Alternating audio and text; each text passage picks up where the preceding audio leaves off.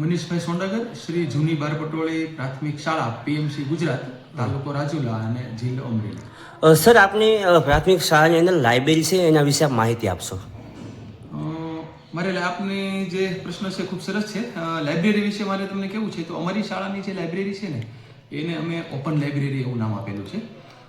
Reason એની પાછળનું એ છે કે શાળાની લાઇબ્રેરી છે એ અમે ખૂબ વ્યવસ્થિત રીતે એક આયોજનપૂર્વક બનાવેલી છે. બીજી વસ્તુ કે એની લાઇબ્રેરીની અંદર અંદાજિત 1950થી પણ વધારે પુસ્તકો છે, જે પુસ્તકો સરકારશ્રી દ્વારા મળેલા છે. પછી ગામના પણ વૃદ્ધ લોકોએ, વડીલોએ એની પાસે જે કિંમતી પુસ્તકો છે એ પણ અહીંયા આપેલા છે.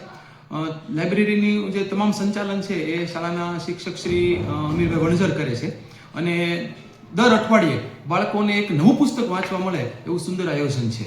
ઓપન લાઇબ્રેરી મેં તમને એટલા માટે કીધું કે શાળાની લાઇબ્રેરીની અંદર અમારે એક પણ પુસ્તક કબાટની અંદર નથી, કારણ કે એ બધા જ પુસ્તકો અમે છે એ ખુલ્લા મૂકેલા છે, શેલ્ફ બનાવીને મૂકેલા છે, કબોર્ડની અંદર છે પણ એને કોઈ તાળા નથી, એ ખુલ્લા જ પુસ્તકો છે. જેથી કરીને અમારો આશય એવો છે કે બાળક છે એ રિસેસમાં આવીને પણ એ પુસ્તક સામું જોશે, 2 દિવસ 3 દિવસ, ચોથા 5મા દિવસે કે ગમે ત્યારે એને એક વખત એ પુસ્તક વાંચવાનું મન થશે. ઇવન હું એવું માનું છું કે જે લાઇબ્રેરીની અંદર સૌથી વધુ પુસ્તકો ફાટે છે અને સૌથી વધુ પુસ્તકો ખોવાય છે એ સફળ લાઇબ્રેરી છે. આ લાઇબ્રેરીનું સંચાલન કોના દ્વારા કરવામાં આવેલું છે?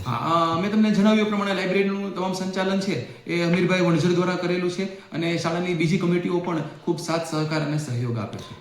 ખાસ કરીને આ લાઇબ્રેરીની અંદર કેટલા બાળકોનો સમાવેશ છે અને બાળકોને આ લાઇબ્રેરીની અંદર કયા પુસ્તકમાંથી શું શીખવા મળી રહ્યું છે? ઓકે, લાઇબ્રેરીની અંદર જણાવી દઉં આપને કે ભગવદ્ ગીતાથી માંડી, સ્વામી વિવેકાનંદથી માંડી, શૌર્યગાથા ધરાવતા પુસ્તકો, પછી સામાજિક ગુણોનો વિકાસ થાય તેવા પુસ્તકો, સ્વચ્છતાને લગતા પુસ્તકો, તમામ પ્રકારના કૌશલ્યનો વિકાસ થાય તેવા પુસ્તકો છે. લાઇબ્રેરીની અંદર અંદાજિત એક સાથે 40થી પણ વધારે બાળકો બેસી શકે એવી સુંદર વ્યવસ્થા છે અને આ મોટાભાગની વ્યવસ્થા છે એ સરકારશ્રીની ગ્રાન્ટમાંથી આપણે બનાવેલી છે.